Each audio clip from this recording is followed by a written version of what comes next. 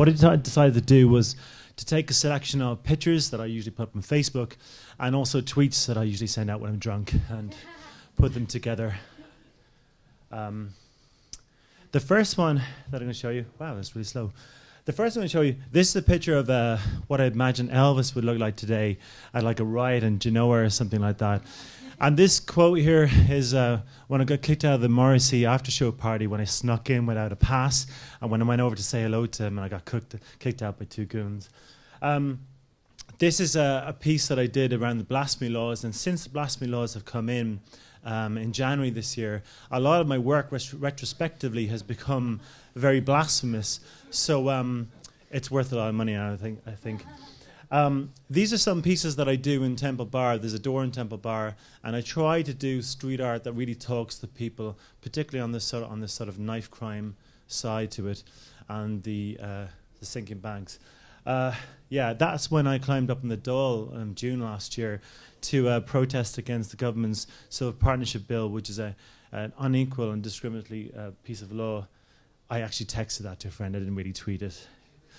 Yeah, this is let's kind of see where we're going now, because all these they're all these cool absolute adverts, and I thought, well, this is what it really is like, you know.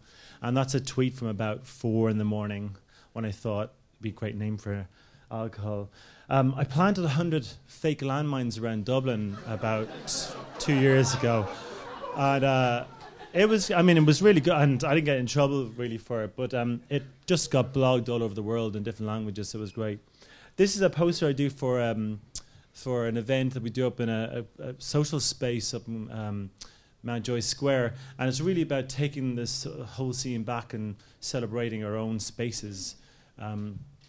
This is an exhibition that I did in 2007 where people came into the exhibition, they had to steal the work off the wall when an alarm went off, and this is the ensuing violence or fun, if you like, that happened afterwards.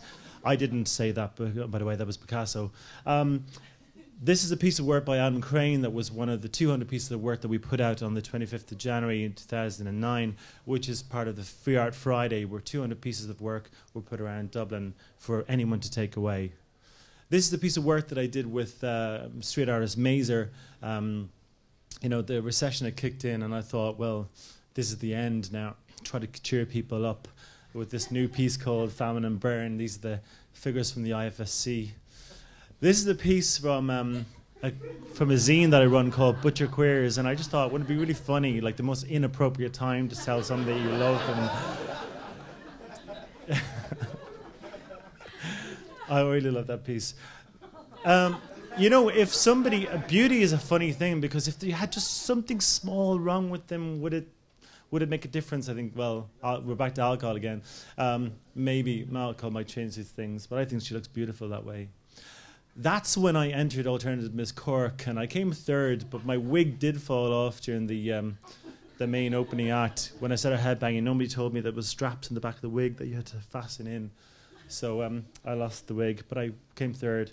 This is the piece that I did about 3 years ago, and this is how I think planning happens in Ireland. I think if they just shipped stuff in at night and plonked it down, never mind with applications and that kind of stuff, it would help. It would save a lot of people a lot of grief. This is a stencil that I did by putting acetate on the ground and just cleaning away the dirt on the street, and this guard tried to arrest me outside the door for doing it, but he didn't. I stood my ground, and he walked off quite annoyed. He said I was wasting my life. This is a piece of a collaborative piece that we did on Fade Street, 7 panels spelling out "Love You," and this is the SOE with burning animals on fire. It got covered over a few days later.